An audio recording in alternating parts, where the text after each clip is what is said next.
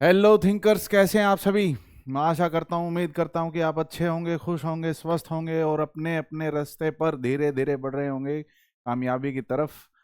और daily practice, daily revision, ये सारी चीज़ें आपको बार बार मैं याद दिलवाता रहता हूँ। वैसे आप खुद स्मार्ट हैं, करते ही रहते होंगे। सबसे पहले तो अगर आप इस चैनल पर नए हैं तो इस चैनल को सब्सक्राइब कीजिए। और पहले की जो फैमिली जुड़ी हुई है, पहले के जो जो लोग फैमिली में जुड़े हुए हैं, उनसे रिक्वेस्ट है कि इस चैनल को ज़्यादा से ज़्यादा शेयर कीजिए ताकि बाकी के एस्पिरेंट्स भी इससे थोड़ा ज़्यादा जितना हो सके फ़ायदा उठा सकें और अपनी एजुकेशनल जर्नी को और थोड़ा इम्प्रूव कर सकें। मैं मनमोहन हमेशा की तरह लेके आया हूँ करंट अफेयर की क्लास आपके लिए। आपको पता ही है, 3-4 रिसोर्सेज से मैं कलेक्ट करके फैक्चुअल डिटेल्स वगैरह आपके लिए लेके आता हूँ। जो भी स्टैटिक या जो करंट की जो न्यूज़ हैं, जो आपके एग्ज़ाम में चमक सकती हैं और आपको 1-2 नंबर एक्स्ट्रा दिलवा सकती हैं, वही आपको मेरिट लिस्ट के अंदर आपका नाम चमकाएंगी। तो आज की क्लास भी वैसे ही इंपॉर्टेंट होने वाली है। अपना ध्यान, कंसंट्रेशन, सारा चीज़ें अपने होल्ड में लेके आइए और इस क्लास को ध्यान से देखिए। अगर आपको रिवीजन के लिए पीडीएफ की ज़रूरत पड़े इस क्लास की, तो डिस्क्रिप्शन के अंदर टेलीग्राम चैनल का लिंक दिया हुआ है और व्हाट्सएप चैनल का भी लिंक दिया हुआ है। अदर बाकी जो अपने सोशल मीडिया हैंडल्स हैं उनका भी लिंक दिया हुआ है। आप सबको फॉलो कीजिए, शेयर कीजिए, ताकि जो है एक्सेसिबिलिटी आपके पास अच्छी होनी चाहिए हर चीज़ की। अपने से जुड़ी कोई भी पीडीएफ है, एजुकेशनल पीडीएफ है या कोई न्यूज़ है, कोई नोटिफिकेशन है, वो आप तक जल्दी पहुंच पाए। ठीक है, चलिए स्टार्ट करते हैं आज की क्लास बिना देर किए हुए। पहली न्यूज़ है, इंडिया ने लॉन्च किया है पहला मेगावाट आवर स्केल का एक मेगावाट आवर स्केल की battery, vanadium redox flow battery. ठीक है, ये एनटीपीसी नेत्रा का सिस्टम है। एनटीपीसी नेत्रा, नेत्रा का एक्रोनिम की फुल फॉर्म है NTPC energy technology research alliance. ठीक है, दरअसल जो आपकी ट्रेडिशनल लिथियम आयन बैटरीज है वो कम ड्यूरेशन तक चलती हैं और ज़्यादा पावर स्टोर नहीं कर पाती। उसका एक बेहतरीन सब्स्टिट्यूट हमने इजाद कर लिया है। उसमें क्या है कि जो आपका वेनेडियम रिडॉक्स फ्लो बैटरी के अंदर जो लॉन्ग ड्यूरेशन एनर्जी स्टोरेज रहता है और रिन्यूएबल एनर्जी इंटीग्रेशन के लिए और ग्रिड स्टेबिलिटी के लिए ये अच्छी बात है। ठीक है, और जो ये बैटरी है, ये कन्वेंशनल लिथियम आयन बैटरी से इसलिए अलग है कि वेनेडियम आयन को मल्टीपल ऑक्सीडेशन स्टेट से निकाल के, मतलब लॉन्ग ड्यूरेशन इलेक्ट्रिसिटी स्टोरेज के लिए कैपेबल बनाया जाता है। सेकंड, ये नॉन फ्लेमेबल है और लॉन्ग साइकिल लाइफ है इसकी। उसके अलावा एक तरीके से इंडिपेंडेंट स्केलिंग ऑफ पावर है और एनर्जी कैपेसिटी है। ये इंडिजिनसली जो है डेवलप्ड है, ये बात भी ध्यान रखें। तो इसी के साथ हमने आत्मनिर्भर भारत और जो है टेक्नोलॉजिकल एडवांसमेंट के अंदर एक कदम और आगे बढ़ा दिया। Congratulations to all of you. और हमारी जो डिपेंडेंसी है इंपोर्ट की लिथियम आयन बैटरी के लिए बाहर के मिनरल्स की, वो इसी के साथ हम कम कर सकते हैं। ठीक है, चलिए नेक्स्ट न्यूज़ के ऊपर बढ़ते हैं। यूनियन मिनिस्टर अमित शाह ने लॉन्च कर दिया है सहकार डीजी पे और सहकार डीजी लोन। किसको मॉडर्नाइज करने के लिए? अर्बन कोऑपरेटिव बैंक्स को। अर्बन कोऑपरेटिव बैंक्स को मेन स्ट्रीम डिजिटल जो इकोसिस्टम है उसके में जो इंक्लूड करने के लिए दो आपकी एप्स जो है वो रिलीज की गई हैं। दो अलग अलग प्लेटफॉर्म रिलीज किए गए हैं। पहला सहकार डीजी पे, जो कि एक तरीके से ऐसा प्लेटफॉर्म है कि जितने भी अर्बन कोऑपरेटिव बैंक्स हैं उनके जो यूजर्स हैं वो ट्रांजैक्शंस कर सकते हैं इस प्लेटफॉर्म के द्वारा। सेकंड जो है सहकार डीजी लोन, जो है वो एक डिजिटल लैंडिंग प्लेटफॉर्म है जो कि अर्बन कोऑपरेटिव बैंक्स के से जिनको भी लोन चाहिए होगा इसके थ्रू क्रेडिट हो सकता है। ठीक है, तो ये दो नाम कहीं भी चमक जाए तो सीधा आप अर्बन कोऑपरेटिव बैंक्स, नीचे लिखा हो कि भाई ये दो इनिशिएटिव किसके लिए लिए गए हैं? अर्बन कोऑपरेटिव बैंक के लिए।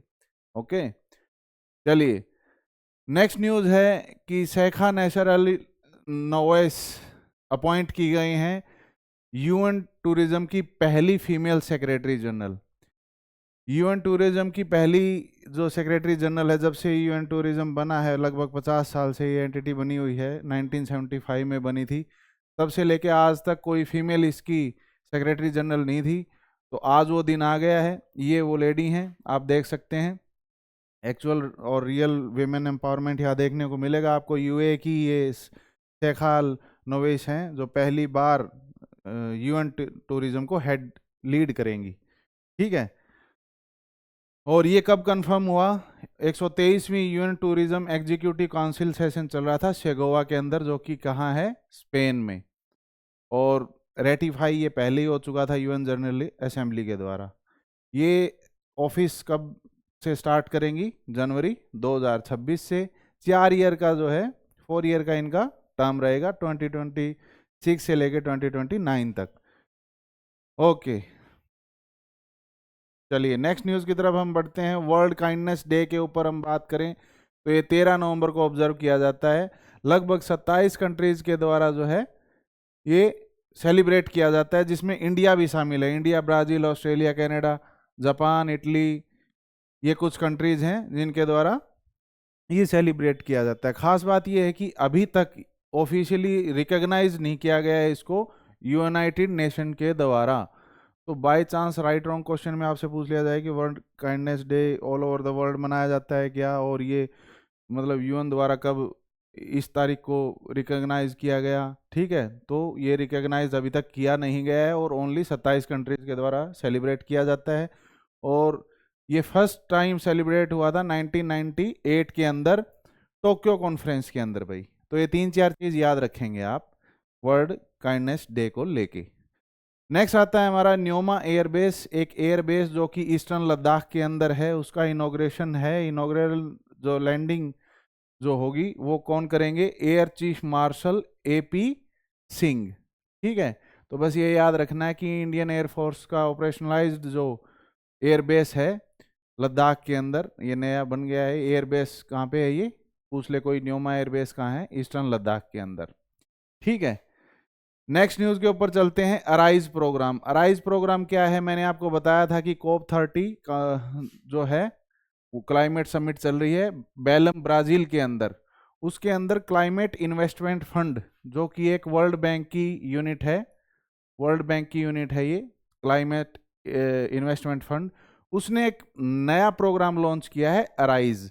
अराइज क्या है? जिसकी एक्रोनिम की फुल फॉर्म है accelerating resilience investment and innovation for sustainable economies. कहने का मतलब ये है, इस अराइज प्रोग्राम के तहत जो डेवलपिंग कंट्रीज है या अंडर डेवलप कंट्री है उनको फंड किया जाएगा ताकि वो अपने इंफ्रास्ट्रक्चर को और रिजिलियंट बना सके और प्रयास कर सके, ताकि जो क्लाइमेट चेंज की वजह से या ड्रॉट की वजह से या फ्लड्स की वजह से नुकसान जो है, जान मान की हानि जो है वो कम हो।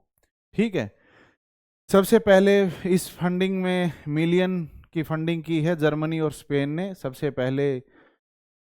वो क्या, अगर वो नगर में आनंद करियो जी ठीक है, तो जर्मनी और स्पेन नगर में आनंद करियो जी।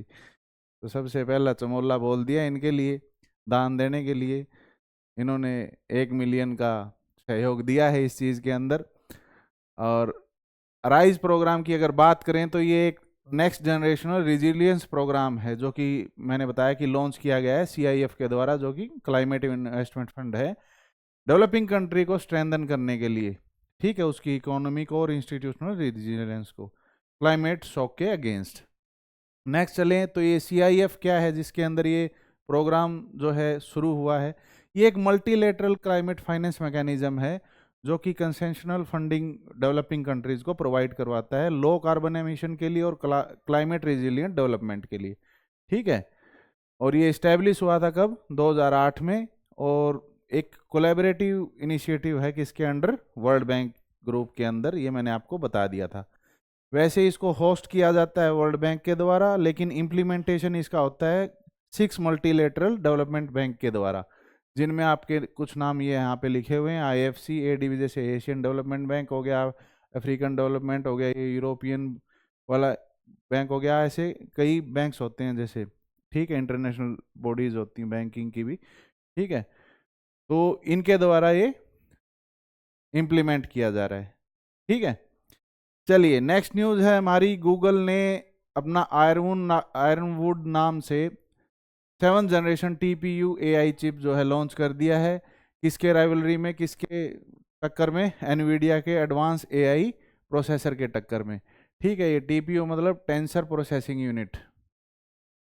Tensor processing unit. और ये एक तरीके से जो मशीन लर्निंग के अंदर और एआई को हैंडल करने के लिए प्रोसेसर काफ़ी यूज़फुल होने वाला आने वाले दिनों में। तो आपसे कुछ पूछ ले कि आयरन वुड क्या है, और ऑप्शन में दे दे 3-4 चीज़ें, तो आपको पता होना चाहिए कि ये TPU एआई चिप है और गूगल ने इसको लॉन्च किया है एनवीडिया के एडवांस एआई प्रोसेसर के राइवल में। ठीक है, नेक्स्ट न्यूज़ पे हम बढ़ते हैं। आरबीआई ने इंट्रोड्यूस किया है new gold silver loan policy को। ठीक है, अब पहले आपको पता होगा गोल्ड लोन तो मिलता ही रहा है, मुथूट फाइनेंस की आपने ऐड वगैरह देखी होंगी। ठीक है, अक्षय कुमार और ये सारे लोग बार बार आते हैं कि गोल्ड दो लोन लो, गोल्ड दो लोन लो। अरे लोगों के पास होगा तब देंगे ना भाई। तो चांदी अब ऐसे ही काम करेगी कि चांदी के ऊपर भी आपको लोन मिलेगा। तो ये चीज़ शुरू होने वाली है 1 अप्रैल से 2026 से। सिल्वर के अगेंस्ट आपको ज्वेलरी के अगेंस्ट जो है लोन मिल जाएगा, मैक्सिमम अप टू 10 kg होना चाहिए। और सिल्वर कॉइन की अगर बात करें तो अप टू 500 ग्राम का कॉइन होना चाहिए। और लोन टू जो वैल्यू है, मतलब अगर आपका 100 रुपये की चांदी है तो 75 रुपये या 85 रुपये मैक्सिमम इसका इसके ऊपर लोन मिल जाएगा आपको।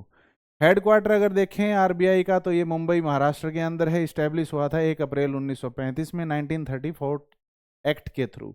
हिल्टन यंग कमीशन इसके इस्टेब्लिशमेंट के पीछे था। फर्स्ट गवर्नर जो थे सर ऑसबॉर्न स्मिथ थे। और फर्स्ट इंडियन गवर्नर कौन थे? चिंतामन द्वारकानाथ देशमुख। और प्रेजेंट गवर्नर कौन है? संजय मल्होत्रा। ये चीज़ आप याद रखेंगे। नेक्स्ट न्यूज़ की तरफ बढ़ते हैं कि पंजाब पहला जो है स्टेट बन गया है जो जिसने भारत नेट स्कीम को फुल्ली रोल आउट किया है। ठीक है, और इसमें क्या होता है, रियल टाइम मॉनिटरिंग होती है बॉर्डर स्टेट की, जिसमें अलग अलग जो रूरल एरिया है उनको भी मॉनिटर किया जा सकता है और उनको भी मेन स्ट्रीम जो डिजिटलाइजेशन के साथ जोड़ा जा सकता है। एक तरीके से जो गैप आया हुआ डिजिटल गैप रूरल एरिया के अंदर उसको मिटिगेट किया जा सकता है। तो ये एक सिंपल सी न्यूज़ थी। आप देखेंगे कि भारत नेट स्कीम क्या है, तो ये बॉर्डर स्टेट में रियल टाइम मॉनिटरिंग के लिए यूज़ किया जाता है। और सीएम वहाँ के हैं भगवत मान। मेन फेस्टिवल वहाँ के देखने को मिलेगा आपको बैसाखी, लोहड़ी, होला मोहल्ला, बसंत पंचमी। ठीक है, फेमस वाटरफॉल्स और नेचुरल स्पॉट्स की अगर बात की जाए तो बठिंडा लेक है, हरीके वेटलैंड, रामसर साइट है जो, कांजली वेटलैंड है, रोपड़ वेटलैंड है। मेजर कल्चरल हेरिटेज साइट आपको देखी जाए तो गोल्डन टेम्पल जो कि अमृतसर में, जलियांवाला बाग, वाघा बॉर्डर, विरासत ए खालसा जो आनंदपुर साहिब बोलते हैं जिसको। इंपॉर्टेंट पार्क और सेंचुरी कौन सी है? हरी के वाइल्ड लाइफ सेंचुरी है, बीर Moti Bagh wild life sanctuary है, अबोर वाइल्ड लाइफ सेंचुरी है। ये कुछ वाइल्ड लाइफ सेंचुरी है वहाँ की। ठीक है, तो इसी के साथ थिंकर्स आज की न्यूज़ समाप्त होती हैं। देखिए कितनी छोटी छोटी टैबलेट कर दी है मैंने क्या कर दिया, अब केओटिक न्यूज़ ज़्यादा हैं होने को तो मैं उनमें से भी न्यूज़ निकाल सकता हूँ कि कैसे, जैसे अब दिल्ली ब्लास्ट के अंदर भी मैं 3-4 चीज़ें निकाल सकता हूँ, लेकिन वो बाल की खाल उतारने वाली बात हो जाएगी। आपके ऊपर मैं बर्डन बढ़ाना नहीं चाहता। मैं मेरे हिसाब से, मेरे एक्सपीरियंस से, मेरी R&D से जो भी आपको इम्पोर्टेंट लग रहा है वो मैं आपके सामने लेके आ रहा हूँ। वैसे तो हर किसी नेगेटिव न्यूज़ से भी आपको न्यूज़ निकाल के दी जा सकती है, हर किसी न्यूज़ से, क्योंकि वो डायरेक्टली इनडायरेक्टली किसी न किसी फैक्चुअल डिटेल के साथ कोरिलेट करेगी और आपको वहाँ से निकाल के पूरी डिगिंग करके फिर वो मैं समझाऊँ तो शायद आपके लिए भी ज़्यादा बहुत हेक्टिक हो जाएगा। और इतना डाटा आप प्रोसेस कर पाना माइंड के लिए भी आई थिंक समहाउ एक पॉसिबल वाली बात नहीं है। ठीक है, कठिन ज़रूर हो जाएगा। तो आप ऐसे ही जो मोस्ट क्रूशियल जो चीज पॉइंट हैं उनको कवर करते रहें। बस आप ये जब आर्ट सीख जाते हैं कि बिल्कुल हर चीज़ एनगल्फ करने की नहीं होती, हर चीज़ को प्रोसेस करना नहीं है, तो आप लाइफ में न सिर्फ एग्ज़ाम दे पाते हैं, अच्छे से लाइफ को जीना भी सीख जाते हैं। तो ये इमोशंस ओवर द टाइम आपके, जो ये प्रैक्टिस ओवर द टाइम आपको आ जाएगी। अभी अभी थोड़ी इनसिक्योरिटी और आपको ऐसी ऐसी चीज़ें एंग्जाइटी वगैरह होगी कि पता नहीं यार वो न्यूज़ ना छूट जाए, वो रिसोर्स ना छूट जाए, वो इंसान ना छूट जाए। ठीक है, तो ऐसा कुछ नहीं है, आप रिलैक्स होके काम कीजिए, मेहनत करते रहिए। जो जाकिर खान ने, बड़ा जो कॉमेडियन है, वो उनकी बड़ी एक अच्छी बात है कि उन्होंने एक बात कही कि मेहनत एक शिव के जैसी है, कि आप करते रहिए। जैसे शिव ये नहीं देखते कि कौन दानव है, कौन मानव है, कौन देव है, वो बस जो उनकी तपस्या करते रहते हैं और वो खुश हो जाते हैं तो उनको वरदान ऑटोमेटिकली दे दिया जाता है। इसीलिए गीता का भी एक यही श्लोक है कि यही मेन लेसन है कि आप कर्म करें, फल की इच्छा ना करें। वो ऐसा नहीं है कि फल आप मांगे ही ना, या फल फल की इंटेंशन अगर आपको रहेगी तो आप डेविएट हो जाएगी आपकी एनर्जी। तो बस लगे रहिए डिसिप्लिन के साथ, मोटिवेशन आपका इनबिल्ट होना चाहिए, ठीक है। और डेली हॉबीज़ के ऊपर भी आप टाइम दीजिए, अपने ऊपर भी काम कीजिए। ऐसा नहीं कि बिल्कुल मशगूल ही हो जाना है, ज़िंदगी जीने के लिए बनी है, एक बार मिली है, किसने देखा है फिर कि कितनी योनियां हैं, कितनी आपकी मतलब फिर से पुनर्जन्म है या नहीं है। अब की बार आज आए हो तो खुल के जी के जाओ। तो thank you very much thinkers. फिर मिलते हैं अगली क्लास में नए टॉपिक के साथ, नई बातों के साथ, नई जोश के साथ, नई एनर्जी के साथ।